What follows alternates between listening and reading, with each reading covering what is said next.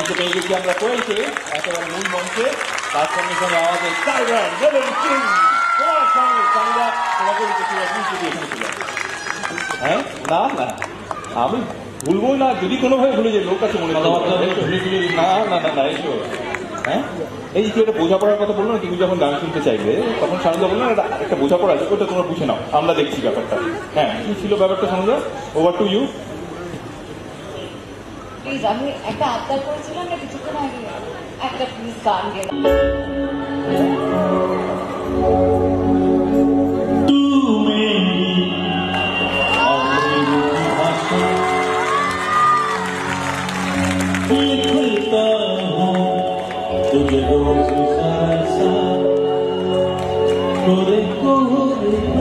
ছবিগুলো দিচ্ছে দেখো, ছবি সবাই ছবি ছবি ছবি তুলো।